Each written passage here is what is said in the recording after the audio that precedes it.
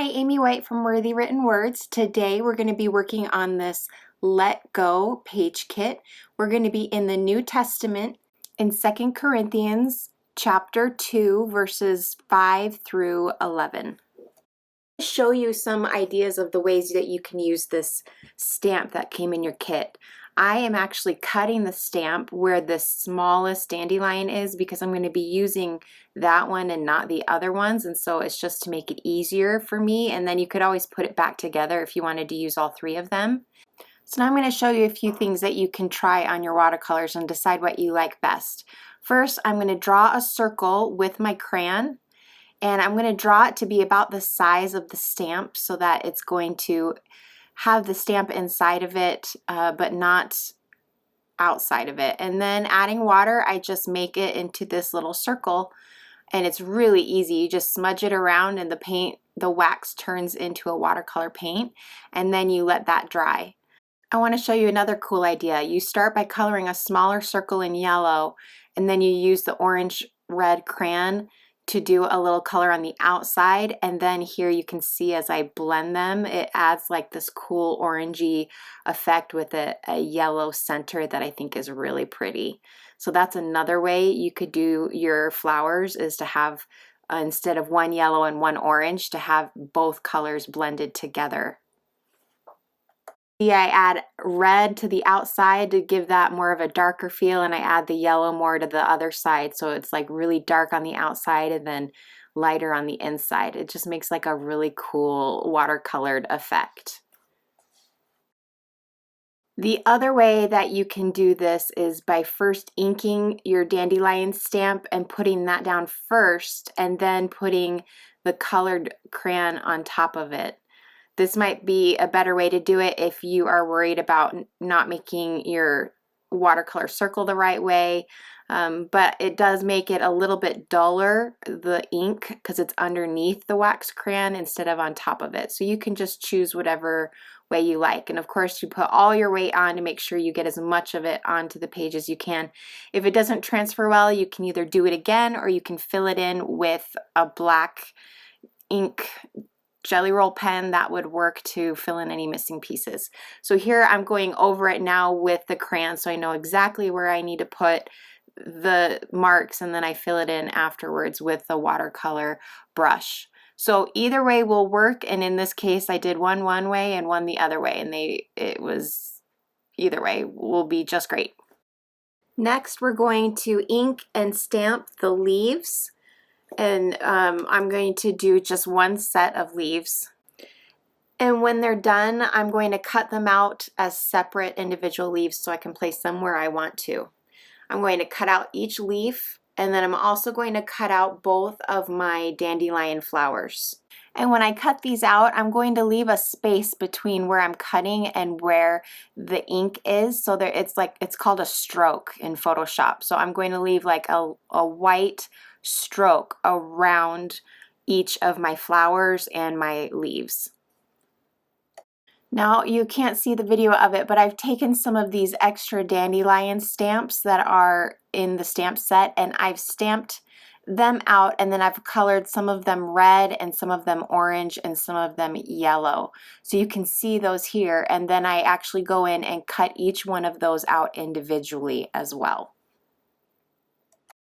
For some reason I didn't catch when I did this in my scripture, so I'm going to show you on a piece of scrap paper how to make the splattered background.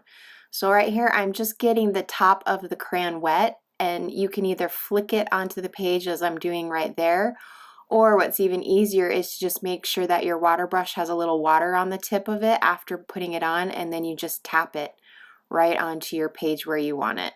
The more water on your brush, the bigger the droplets are going to be.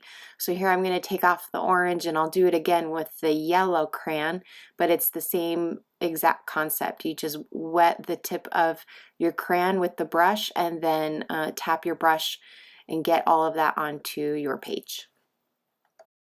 So here's what we have so far when we put it all on our scripture pages after we do the splatter background and kind of put things where they're going to end up.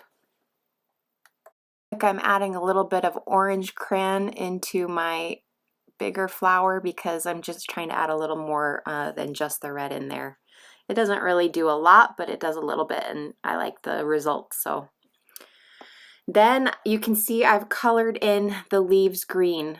I don't know why, again, I missed filming that, but it's I did it with a green crayon that's not in your kit. So you can either use colored pencils that would have the same look and feel to them, or you could go and get your own set of water-soluble crayons. I absolutely love mine. So now we're going to start putting stuff down, and we're going to use the 3D foam squares to do that. We're going to put 4 pop dots or 3D foam squares on each of the flowers, and then we're going to use the smaller circular foam dots for the stems, and I'm just going to cut those in half. I'm also going to use these foam dots to put on each one of the little dandelion seeds that are flying away. So, and then I'm also going to use the dots for the leaves as well. So there's 4 for each of the flowers of the squares, and then everything else is used with the dots.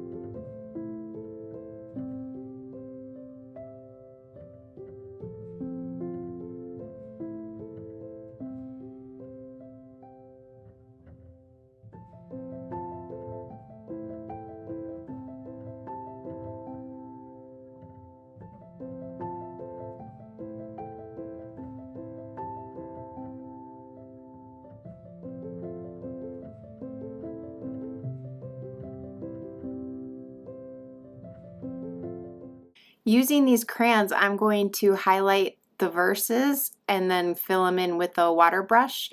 Then I just rotate yellow, red, yellow, red. And these verses actually start on the back side of the page. And so I go and do that on the back side as well. You can't really see it anywhere else, but I do flip the page over and highlight those verses as well. Now I add the Let Go stickers to the footnotes.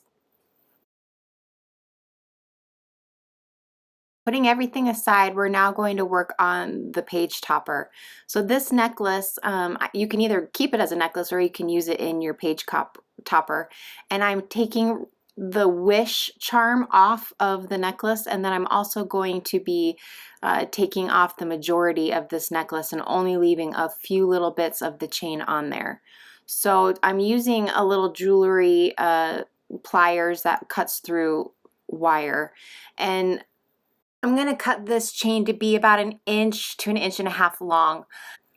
Then at the top of this bottle, there's a little jump ring, and you can see there's a little cut in the chain, and I'm going to use these 2 tools to open it up and put the chain on there, and then I'm going to close it back up. And these jewelry tools, if you don't already have some, you can find them at any craft stores. It's like maybe 10 bucks to get all 3 of them.